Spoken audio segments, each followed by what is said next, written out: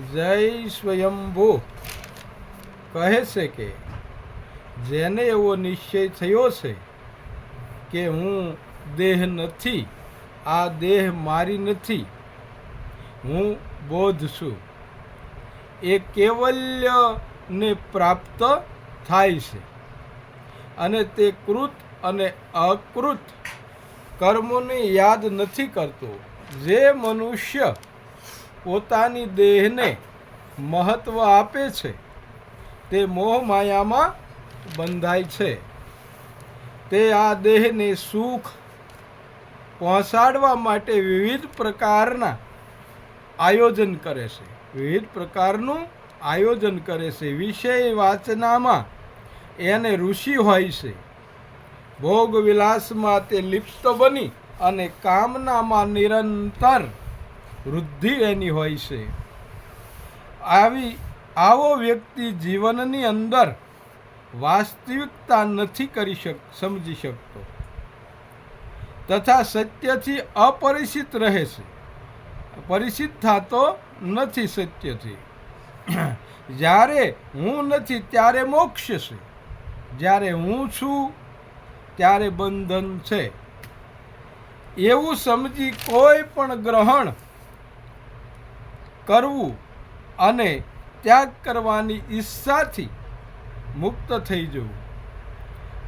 ચિત્તની સંસલતા ही માનવનું બંધન છે ભાઈ.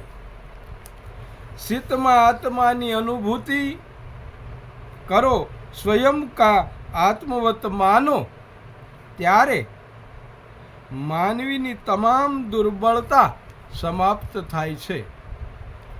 જો તમે ચિત્તમાં શોક રાખશો તો તમને વિશ્વ શોકાકુલ જોશે. જો ચિત્તમાં હર્ષ હશે તો સારા વિશ્વમાં હર્ષ ઉલ્લાસની લહેર દોડશે અને દેખાશે.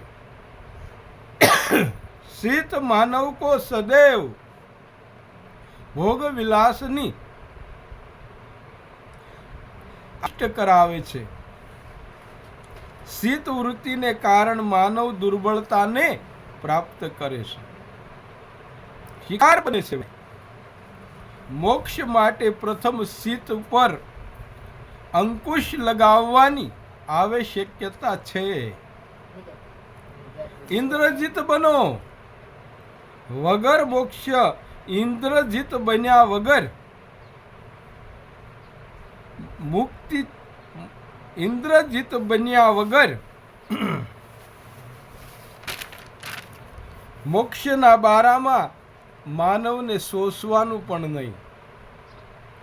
મુક્તિ ત્યારે સંભવ છે જબ ચિત્ત વાસના, શોક, ત્યાગ, ગ્રહણ, હર્ષ, કોપ से મુક્ત હોય ત્યારે તેને મુક્તિ મળે છે. પરંતુ આત્મજ્ઞાન અને મુક્તિ તો કોઈ વિરલા જ કરી શકે. હું અને મેં નો અહંકાર માનવને બંધનમાં નાખી દેશે. માટે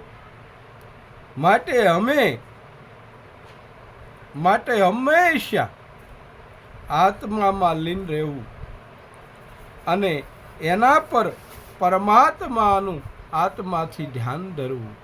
બોલો. સત્ય સનાતન ધર્મ. જય સ્વયંભૂ.